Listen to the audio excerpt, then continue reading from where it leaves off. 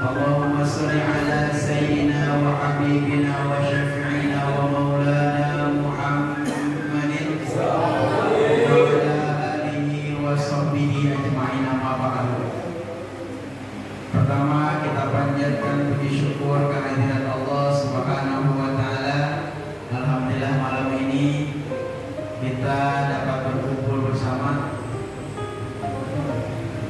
dalam rangka mensyiarkan keislaman, yaitu melakukan kegiatan Isra wal Mi'raj. Walaupun tidak pas dengan waktunya, tapi insya Allah tidak mengurangi keberkahan dan nilai pahala dari acara kita. Amin. Salawat dan salam kita curahkan kepada qudwatul hasanah kita, Nabi besar Muhammad sallallahu alaihi wasallam, para keluarganya, para sahabatnya, para tabi'in, para tabi'ut tabi'in, dan para kita semua selaku umatnya. Mudah-mudahan selalu istiqamah menjalankan ajaran dan sunnahnya.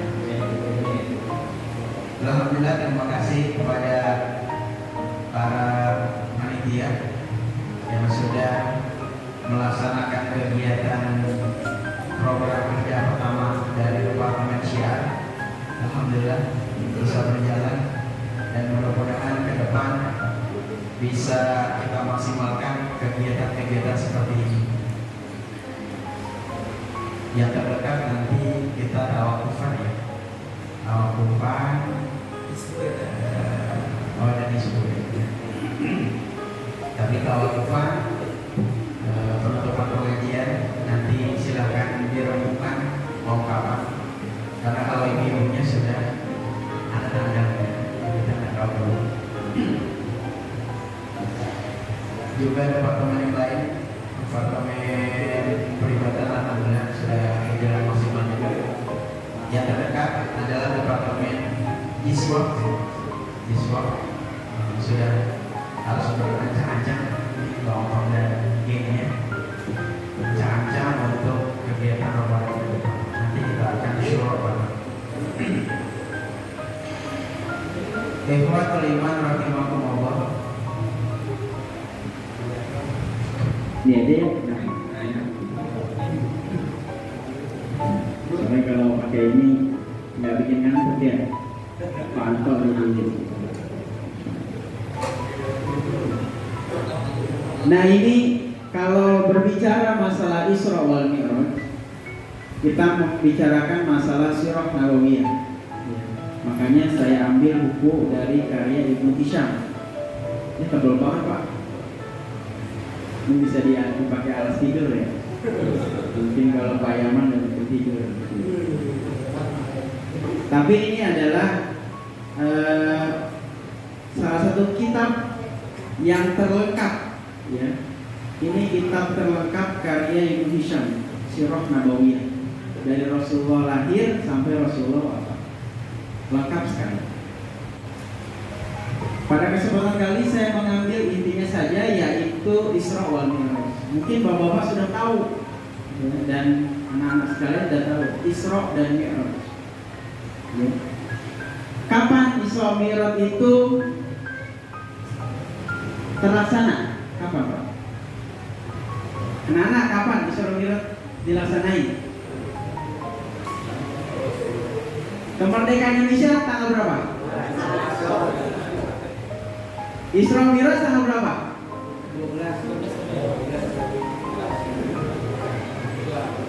12 Rabiul Awal. Masya Allah. Itu bukan ada yang lahir itu.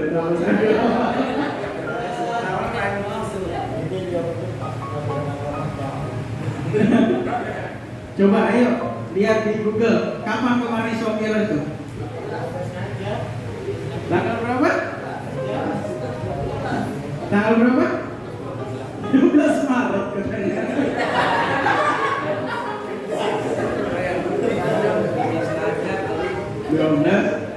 Lah, tahunnya? Tahun berapa? Enggak tahu. Tahunnya nol atau apa? Minus 1 sebelum Hijriah. Ya. Karena 1 tahun sebelum hijrah Nabi besar Muhammad SAW Isra dan Mi'raj. Kenapa? Pertanyaannya kenapa ada Isra Mi'raj? Ada yang tahu? Kenapa Rasulullah Isra Mi'raj? Masya Allah. Ya. Karena apa? Karena Allah pengen menghibur Rasulullah. Kok pengen dihibur? Kalau bapak kan penat nih, pengennya kemana Pak? Jalan. Rasulullah juga sama. Makanya disebut tahun kesedihan pada situ. Kenapa? Karena paman beliau Abu Thalib meninggal dunia. Yang menyokong dakwahnya beliau meninggal dunia. Luar biasa Abu Thalib itu. Walaupun gak masuk Islam, tapi dia adalah orang yang terdepan membela Nabi Muhammad SAW. Benteng non muslimnya hilang, nggak ada. Yang selama ini dijagain Rasulullah nggak ada. Gimana sih? Biasa dijagain kayak orang tua kita aja deh. Orang tua kita misalkan meninggal, itu hilangnya luar biasa. Ibu kita misalkan meninggal, ayah kita meninggal, itu luar biasa. Biasa ada yang doain, biasa ada yang ngebentengin, tiba-tiba nggak ada yang ngebentengin. Itu sedihnya luar biasa. Abu Thalib meninggal, sedih. Pada saat itu juga Khadijatul Kubra itu meninggal juga. Paling setia, wanita paling setia istrinya Rasulullah. Ya. Rasulullah masih setia kepada Khadijah, tidak mau menikah lagi, bahkan sampai nggak mau menikah lagi tuh. Saking setianya sama Khadijah. Kayak Pak Yaman kan, kehilangan istrinya, masya Allah luar biasa sedihnya Pak Yaman ya.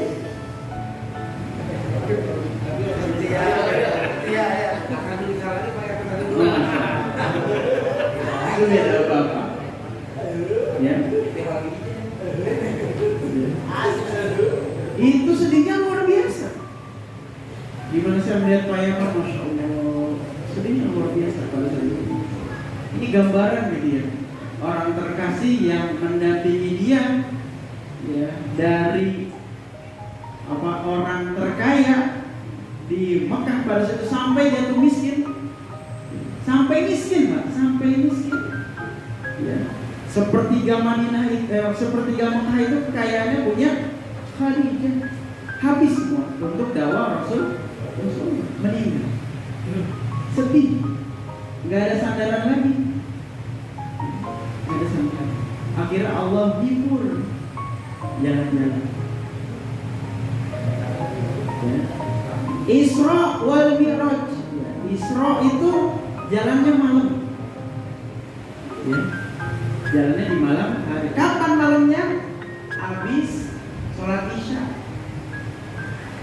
Ya, bahkan di Ibnu Hisham dikatakan bahwa jadi pada saat Rasul lagi tidur, Rasul lagi tidur di rumahnya ini. Tiba-tiba Jibril datang. Ya, kaki Rasulullah itu disepak gitu sama Jibril.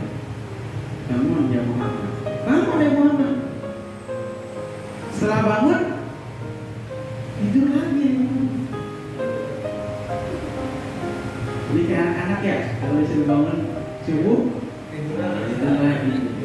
Jadi bapaknya begitu ya. Iya. Ini pantau orang rajin. Amin.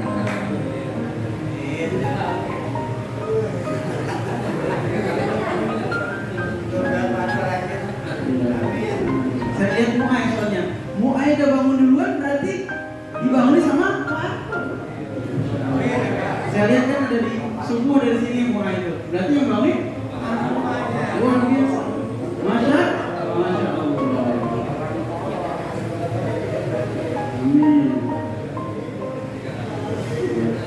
Kasihan Pak Kus CS-nya nggak ada. Kan 3 serangkai kan, sama Pak Tukiman. Pak Tukiman mager bisa, insya Allah nggak absen.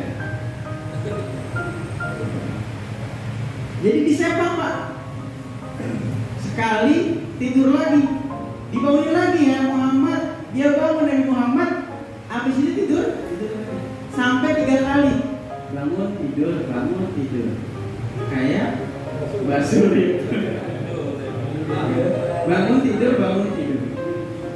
Yang ketiga akhirnya Rasulullah terbangun karena diperlihatkan wajah atau bentuk asli dari malaikat Jibril. Ya, selama ini Jibril alaihi wassalatu wassalam itu bentuknya selalu laki-laki.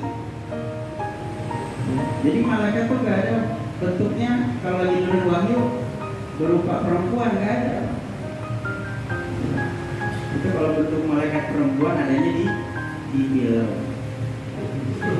Ya, di film tuh ada tuh malaikat ada sayapnya. Tapi malaikat ada sayapnya bener. Malaikat itu punya sayap. Bayangkan Nabi Muhammad diperlihatkan Jibril aslinya. Dalam hadis itu Jibril itu punya sayap, dan sayapnya Jibril apabila dikembang ini itu bisa menutupi bumi. Gimana gak bangun Nabi Muhammad? Karena diperlihatkan bentuk Jibril alaihi salatu wassalam. Masya Allah. Kata Jibril, Nabi Muhammad, ya bangun. Gak hanya pada 9 ya. As-salatu khairun minan naum.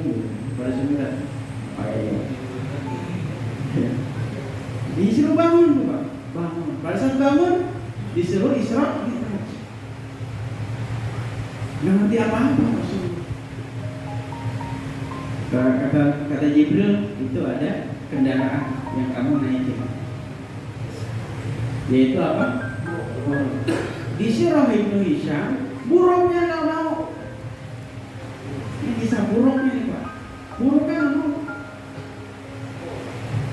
Memang burung. Ya. Ada kisah lain kan, buruk tuh ada banyak buruk, ada yang sedih tuh, rindu dari Muhammad, ada yang gitu kan. Tapi kalau si Sirah Ibnu Hisham tuh, ini buruk yang bandel. Ini buruk bandel nggak mau. Ya, buruk tuh kayak gimana kendaraannya? Seperti kuda bersayap. Apa istilahnya? Unicorn ya? Yang bertanduk. Yang benar bertanduk. Warnanya putih. Dia tidak kecil seperti keledai dan tidak besar seperti kuda. Sedang. Kalau kuda kan tinggi ya. Jangan kuda Indonesia ya. Ya, kalian naik kuda-kudaan tuh ya. Yang itu kuda Indonesia tuh kecil kayak kuda. Tapi ini kudanya kuda luar negeri, kuda Arab tinggi. Kayak kuda Indonesia berarti lah kecil ya. Rasulullah itu naik itu sekecepatan cahaya dari Masjidil Haram ke Masjidil Aqsa. Sebelum itu terjadi pembelahan kedua dada Rasulullah. Jadi Rasulullah itu dibelah 2 kali ya Pak. Pada saat 6 tahun lagi diasuh oleh Khalimatus Sa'diyah, dibelah tuh dadanya, dicuci pakai bejana emas sama malaikat Jibril. Masih kecilnya udah dicuci Pak. Makanya Khalimatus Sa'diyah ngulangin Rasulullah pada Aminah. Kenapa? Karena ada yang ngambil Rasulullah dan dibelah dadanya. Jangan ikut-ikutan ya anak-anak ya, belah dadaku. Mati nanti. Susahnya untuk Rasul. Dibelah dadanya. Yang kedua itu Isra Mi'raj. Sebelum Isra Mi'raj dibelah dulu Rasulullah. Di dalam hadis itu dibelah, setelah itu dicuci. Jantungnya, hatinya dicuci pakai air Zam-Zam. Dicuci dulu, dibersihin dulu karena mau menghadap.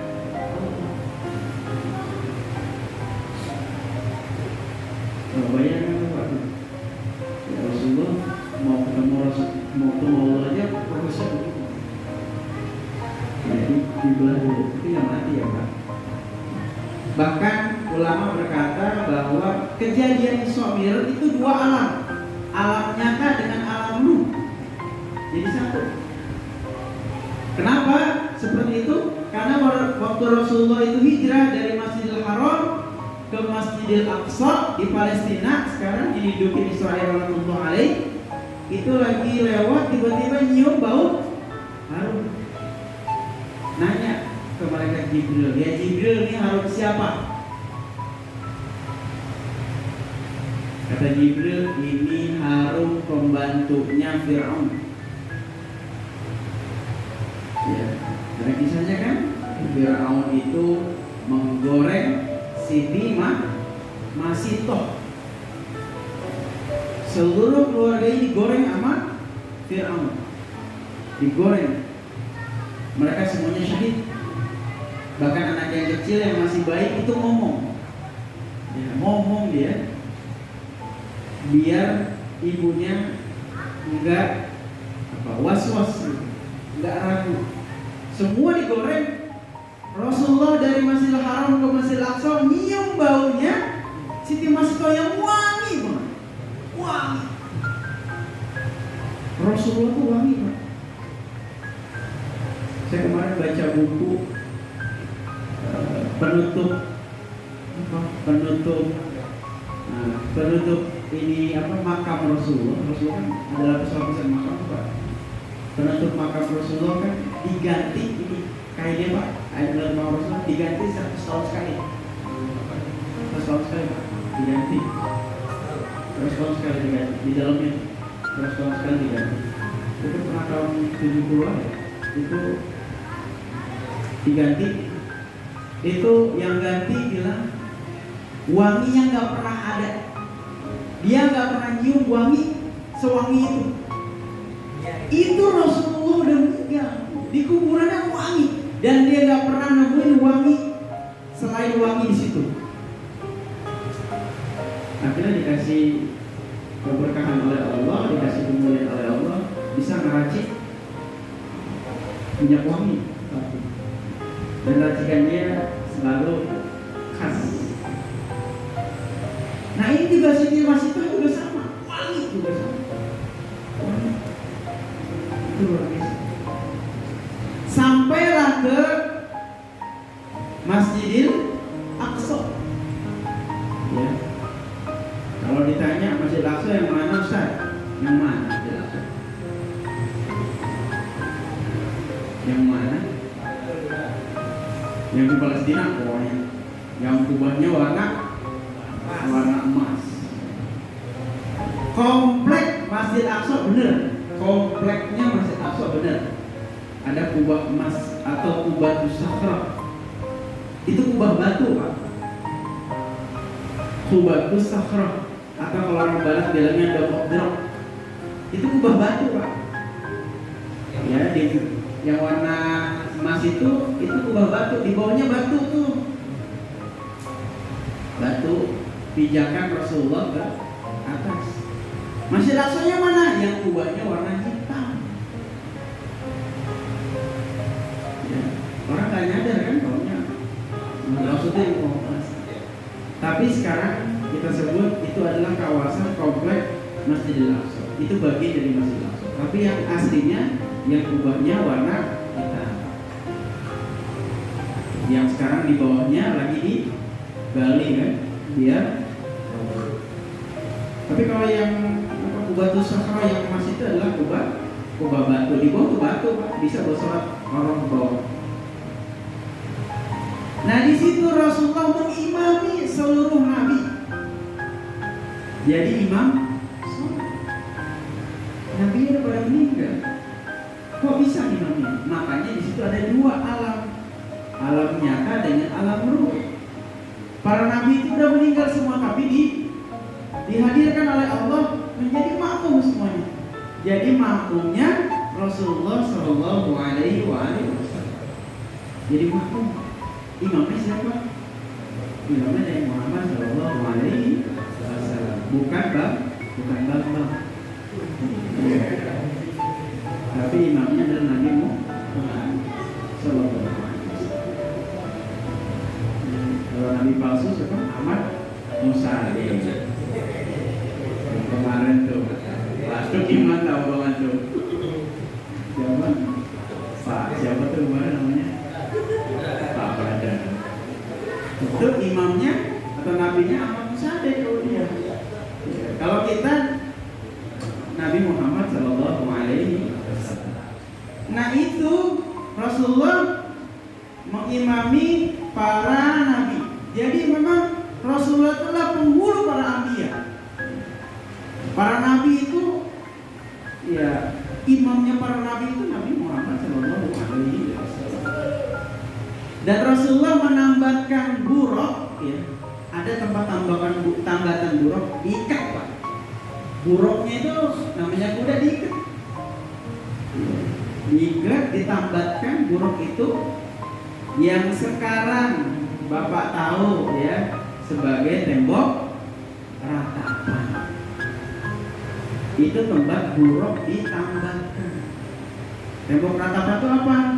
Yang sekarang dipakai ibadah oleh orang-orang ya Yahudi, yang dipakai kiblatnya orang ya Yahudi. Kalau Bapak lihat orang Yahudi ada tembok besar, lagi bawa kitab Talmud begini Pak tuh, Allah gitu ya.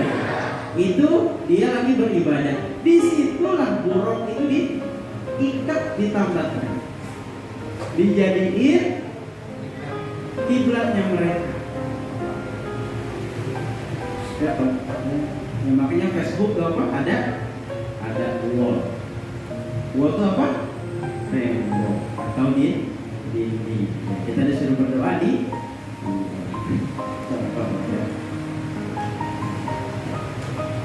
Jadi setelah di situ Rasulullah baru Mi'raj. Mi'raj itu artinya naik, Pak. Ya. Naik, Rasulullah naik. Nah, saya kisahkan pada saat Rasulullah naik. Pada saat Rasulullah naik, ya, Mi'raj itu setiap 2 langkah naik, 2 langkah naik gitu. Tapi secepat kecepatan cahaya ya, Pak. Secepat kecepatan cahaya. Ya nggak mungkin lah sehari semalaman aja bisa sampai Al-Aqsa dari Mekah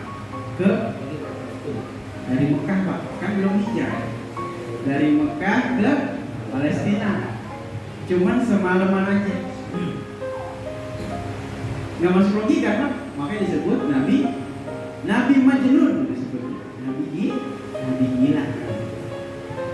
Orang Quraisy julukinya begitu. Ya. Cuman sekecepatan cahaya. Kalau dihitung naik unta berapa lama, Pak? Satu bulan. Dia cuma semalaman aja. Gimana nggak pusing kan orang-orang Quraisy? Nah, kisahnya yang pertama pada saat Rasulullah naik ke langit pertama ketemu dengan Nabi Adam alaihissalam. Lalu Rasulullah melihat Nabi Adam, nanya ke malaikat Jibril, siapa itu? Itu adalah bapaknya.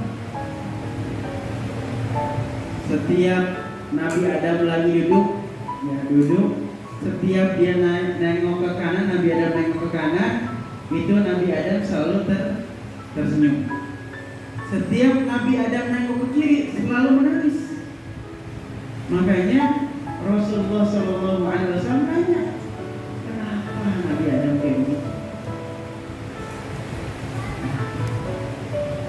Kata Nabi Adam, aku kenapa nengok ke kanan itu tersenyum? Karena aku melihat anak cucuku yang sedang masuk surga.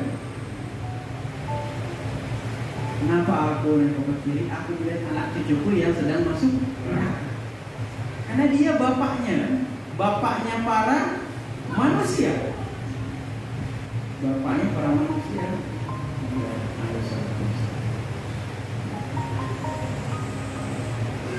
Lalu di situ juga, ya, Rasulullah SAW ketemu dengan malaikat namanya malaikat Ismail.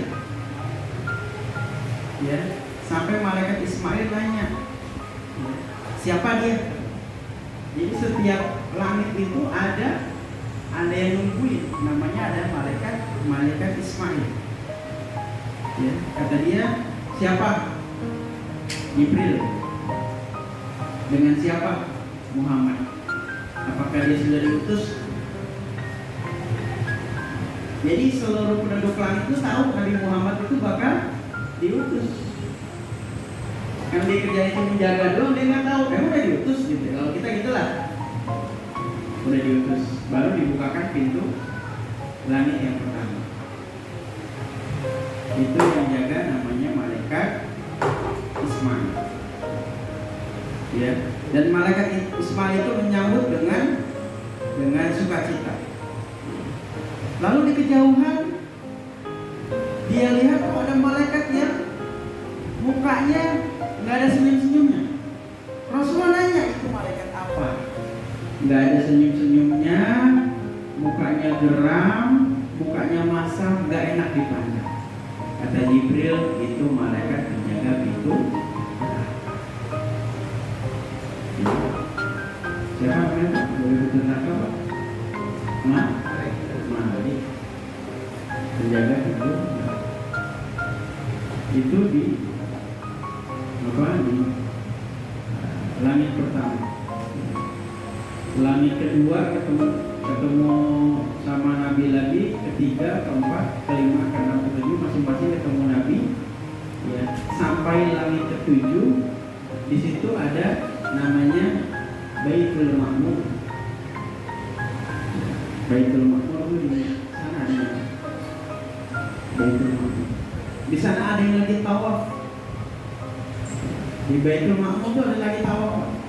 Jadi di bumi itu ada Mekah untuk tawaf, di langit ada namanya Baitul Ma'mur. Ada seorang yang mirip sama dengan Nabi Muhammad SAW lagi tawaf di Baitul Ma'mur. Ditanya sama Nabi Muhammad, siapa itu? Lalu datanglah Nabi tersebut, ya anakku, ta'al sini. Berarti siapa kalau anak saya? Hah? Orang Nabi? Kan Abdul bukan? Bukan Nabi siapa? Hah? Bukan. Bapak para anbiya siapa? Nabi Ibrahim alaihissalam. Dia di Baitul Ma'mur Pak. Nabi Ibrahim itu kerjanya memang di dunia kerja tawaf, di akhirat kerja tawaf juga. Akulah Ibrahim, bapaknya Nabi Muhammad Ibrahim. Ya. Nikah sama Hajar, atau Ismail turunnya ke Nabi Muhammad. Ketemu. Lalu menghadaplah Allah, ya, ke Sidratul Muntaha. Jibril nggak bisa ke sana. Udah bukan wewenangnya dia lagi. Gak bisa Jibril di sana. Itu gak bisa. Bukan wewenangnya lagi. Ketemulah sama Allah tanpa hijab, tanpa pembatas. Ya. Kalau ada, ini kan pembatas nih, saya dengan yang luar kan pembatas. Ini kan melihat bertatapan langsung sama Allah. Gak ada nabi lain yang bertatapan dengan Allah, gak ada. Selain Nabi Muhammad SAW. Gak ada Pak Nabi. Nabi Musa yang bertatapan kan sama Allah di Bukit Tursina. Ya. Apa yang terjadi? Hancur Gunung Tursina. Nabi Musa pingsan. Gak sampai ngelihat Allah, udah pingsan. Tetapi ini keistimewaan dari Nabi kita. Nabi Muhammad SAW langsung bertatapan dengan Allah. Dan Allah memerintahkan untuk melaksanakan sholat 50 waktu. Gue dapat perintah sholat 50 waktu dengan diajari dan seterusnya. Turunlah ke bawah, ketemu sama Nabi Musa. Cuma Musa Pak ketemunya. Nggak ada nabi lain, cuma Musa ketemunya. Ini Nabi Musa ini suka nawar. Dari mana ya Muhammad?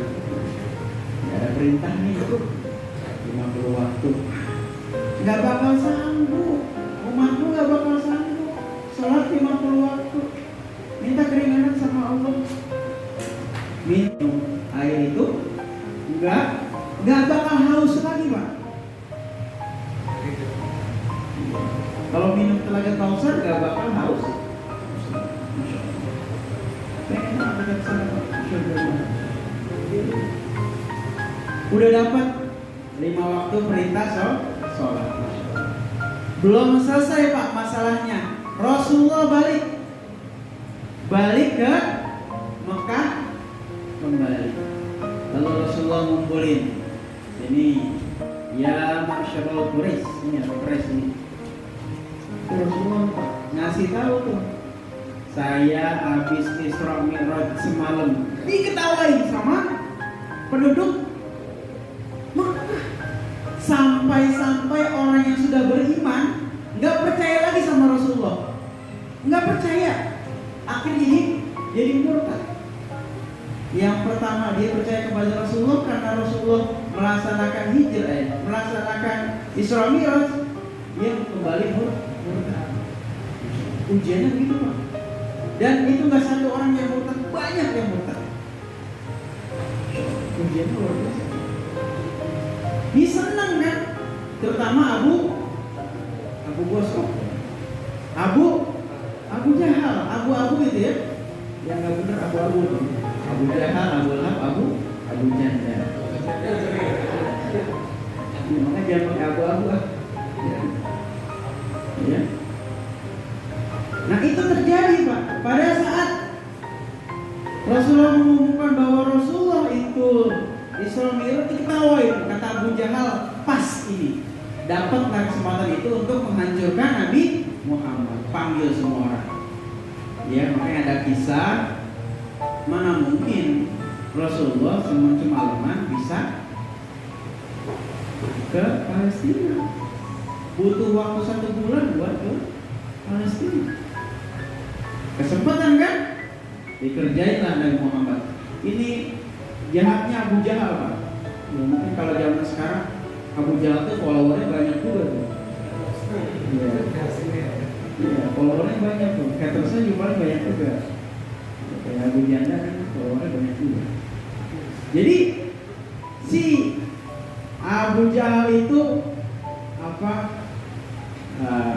ngomporin masyarakat Mekah dulu untuk mengetes Nabi Muhammad. Sampai-sampai ada seorang Quraisy itu ngetes Nabi Muhammad, di bener ya Muhammad, kamu dari Mekah ke Masjidil Aqsa cuma semalaman doang, terbang kamu berarti kan, kakinya angkat satu. Apa yang dilakukan Rasulullah ini luar biasa. Rasulullah ya, suruh kakinya diangkat Rasulullah. Nah, diangkat, coba turunin. Kaki kiri diangkat, nah coba turunin. Kaki kanan angkat, kaki kiri angkat. Nah nggak bisa kan? Mana bisa ke kurang aja kurang sedikit Pak. Kata Rasulullah bilang apa? Mau tahu jawabannya? Mau kan? Senang dia. Tanya sama Ali bin Abi Thalib. Dia datang ke Ali bin Abi Thalib, ya Ali, ya, nabimu berbohong. Katanya pergi ke Al-Aqsa semalaman. Saya tanya begini, kaki angkat dua-duanya. Enggak bisa jawab. Katanya kamu bisa jawab Ali. Kata Ali, iya saya bisa jawab. Tunggu, ambil pedangnya ditebas ke orang yang nanya. Itu jawabannya. Kenapa begitu? Jawabannya di akhirat. Kita tahu sendiri di akhirat kan jawabannya. Nggak bisa jelasin soalnya. Jawabannya di akhirat, nanti lihat sendiri. Itu jawabannya buat.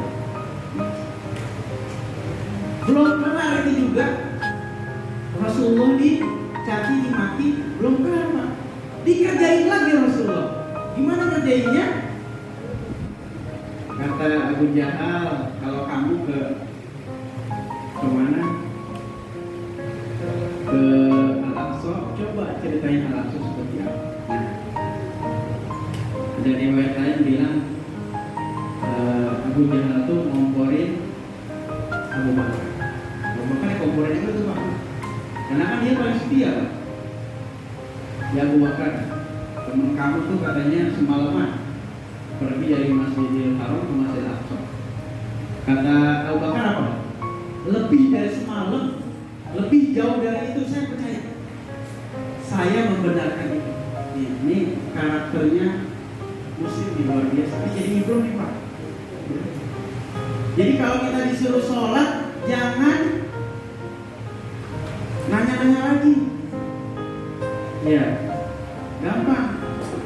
Ya. Misalkan Pak Rendi disuruh sholat, Pak Rendi sholat maghrib. Sholat maghrib di situ 3 rakaat sama 4 rakaat. Sholat maghrib di situ imamnya siapa? Jangan nanya itu lagi. Udah tidak ada pertanyaan itu lagi. Nah itu Abu Bakar disuruh sholat maghrib, ya bismillah saya sholat. Nggak ada pertanyaan aneh-aneh. Nah Abu Bakar juga begitu, nggak ada pertanyaan aneh-aneh lagi. Ulanglah Abu Jahal, lalu Abu Bakar menemui Rasulullah. Ya Rasulullah, benarkah engkau? Nggak tahu nih Abu Jahal, Abu Bakar, benarkah engkau melakukan perjalanan? Iya. Kau bisa ceritain bagaimana keadaan Al-Aqsa? Ini mukjizat lagi ya Pak. Allah memberikan keistimewaan kepada Rasulullah. Jadi Rasulullah bercerita, di depannya udah tergambar Al-Aqsa. Udah kayak film Pak. Kayak bawa HP atau bawa TV gitu ya. Ya. Di mana Al-Aqsa itu? Di sini. Masjidnya begini, tempatnya begini, ada di sini dan seterusnya. Bahkan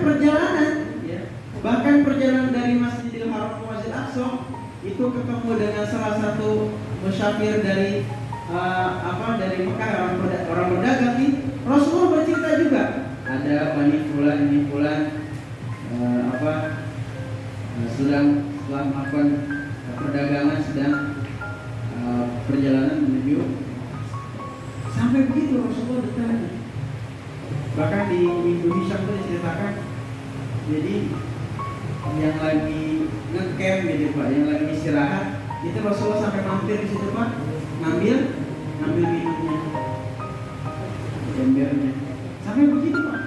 Dan diceritakan itu detail sekali sampai orang Quraisy gak bisa berbuat apa. Akhirnya apa? Mukjizat Rasulullah benar adanya. Tapi tetap Pak, yang sudah kafir tetap kafir tuh, nggak mau balik lagi. Nah ibrohnya pada malam hari ini, jadi momen sholat ini adalah momen yang luar biasa. Bagaimana untuk mendapatkan perintah sholat 5 waktu, Rasulullah dibelah, Rasulullah menemui ujian dan seterusnya. Rintangan setelah dapat, bahkan setelah dapat juga diuji juga. Jadi kita selaku umatnya harus dan wajib sholat 5 waktu. Udah tahu sholat 5 waktu itu wajib, udah tahu sholat 5 waktu itu harus, tapi nggak melaksanakan. Disebut kata Allah apa? Orang-orang fasik. Jangan sampai kita dibilang sama Allah orang fasik yang tahu hukumnya tapi tidak menjalankan hukumnya. Orang fasik itu tahu hukumnya, tahu bagaimana pelaksanaannya dan seterusnya, tapi nggak mau jalanin. Itu namanya orang fasik. Dan sekarang gimana? Sholat 5 waktu jangan ditinggal. Tapi saya yakin di sini sholat 5 waktu Masya Allah.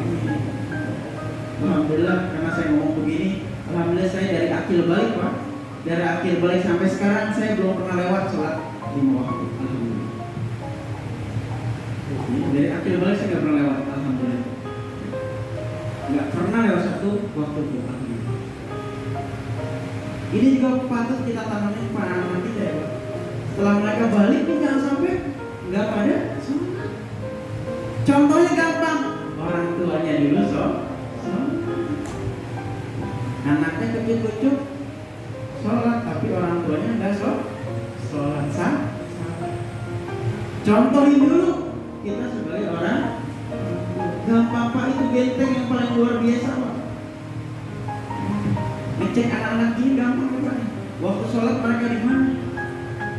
Waktu sholat masih main layangan, waktu sholat masih main gundu, atau masih sering main benteng, itu gampang ngeceknya. Lagi suara azan ada di mana dia? Cari Pak. Kita sama-sama didik anak kita ya. Saya juga sama mendidik anak saya, dia rajin sholat. Tapi wajar namanya anak ya. Kan 7 tahun kalau nggak sholat dipukul yang kasih saya. Kalau kita udah berapa tahun Pak? Udah 60 tahun, 40 tahun, 50 tahun masih nggak sholat. Pukulnya pakai apa? Selepetan. Bukan hanya pakai selepetan kali ya, pakai cangkul. Lebih mudah lagi ya Pak. Anak bocah disabet. Kalau orang udah tua. Baik itu Pak. Jadi momen Isra Mi'raj ini adalah momen kita untuk sholat 5 waktu. Ya, terutama kita ada musola, kita makmurkan musola kita. Ya. Mudah-mudahan bermanfaat bagi kita semua. Kurang lebihnya mohon maaf. Mari kita beristighfar kepada Allah. Astagfirullahaladzim, astagfirullahaladzim, astagfirullahaladzim. Bismillahirrahmanirrahim. Qulillahumma malikal mulki tu'til mulka man tasha' wa tanzi'ul mulka mimman tasha' wa tu'izzu man tasha' wa tuzillu man tasha' biyadikal khairu innaka 'ala kulli syai'in qadir. Tulijul laila fin nahari wa tulijul nahara fil lail wa tulijul hayya minal mayyit wa tulijul mayyita minal hayy wa tarzuqu man tasha'u bighairi hisab. Allahumma inna a'udzu wa ithaharu naharik wa aswatu du'atik faghfir lana ya Allah. Allahumma innaka ta'lamu anna hadhihi al-qulub qad istama'at ala mahabbatik wa taqat ala ta'atik wa tawahadat ala da'watik wa ta'ahadat ala nashrati syariatik fawasikillahu marabidataha wa adimudaha wa ahdiha subulaha wa amlaha binurika alladhi la yakhbu wa asraf suduraha bi faidil imani bik wa jamili tawakkuli alaik wa ahya bi ma'rifatik wa amitha ala syahadati fi sabilik innaka ni'mal maula wa ni'man nasir innaka ni'mal maula wa ni'man nasir innaka ni'mal maula wa ni'man nasir. Wa sallallahu ala sayyidina Muhammadin wa ala alihi wa sallam walhamdulillahi rabbil alamin. Kita bacakan suratul Fatihah dulu.